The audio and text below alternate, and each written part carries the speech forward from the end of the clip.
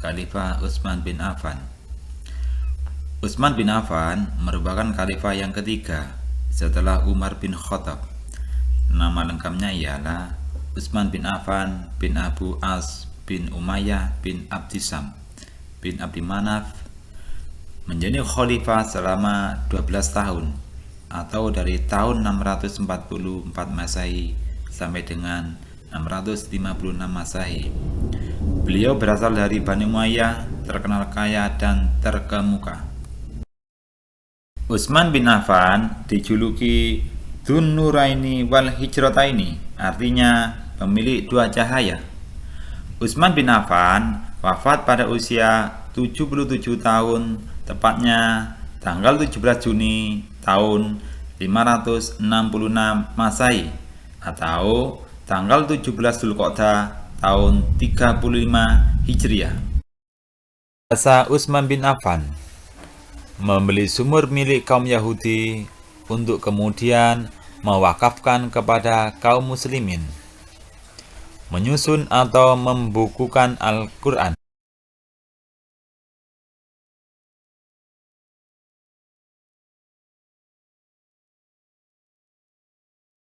Utsman bin Affan membeli sumur milik kaum Yahudi untuk kemudian mewakafkan kepada kaum muslimin, menyusun atau membukukan kitab Al-Quran karena beliau khawatir akan terjadi perbedaan bacaan dan tulisan Al-Quran di kemudian hari.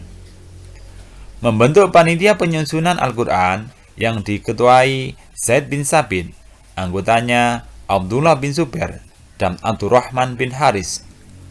Tugas panitia tersebut menyalin ulang ayat-ayat Al-Quran dalam sebuah buku yang disebut mushaf dan diperbanyak 4 buah eks lembar. 1 buah disimpan di Madinah yang disebut Mushaf Utsmani.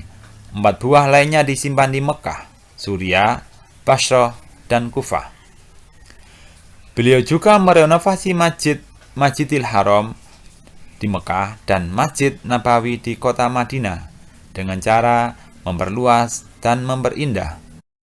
Renovasi Masjidil Haram di Mekah dan Masjid Nabawi di kota Madinah dengan cara memperluas dan memperindah. Perluasan wilayah Islam di masa Utsman bin Affan. Roda pemerintahan Khalifah Utsman bin Affan menuai hasil yang sangat gemilang, di antaranya perluasan wilayah Islam dengan menguasai Kabul, Ghazna, Balkan, dan Turkistan bagian timur. Kemudian sebagian wilayah Khurasan, Asia Kecil, ke Tripoli, dan Afrika Utara. Khalifah Ali bin Abi Thalib. Ali bin Abi Thalib adalah khalifah terakhir dari Khulafaur Rasyidin.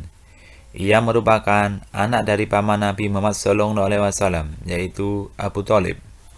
Ali bin Abi Thalib menjadi khalifah selama 5 tahun, mulai tahun 656 Masehi sampai tahun 661 Masehi.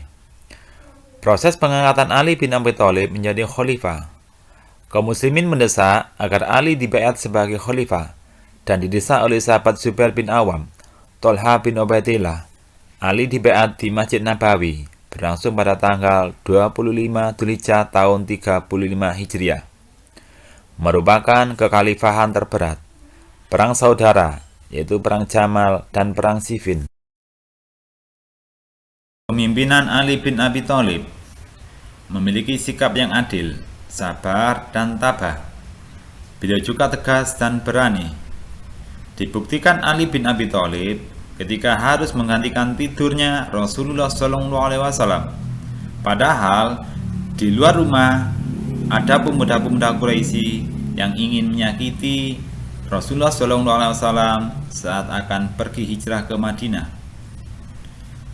Seorang pemimpin yang cerdas, pandai, dan peduli terhadap pendidikan. Contohnya, beliau mendirikan beberapa madrasah untuk tempat belajar anak-anak.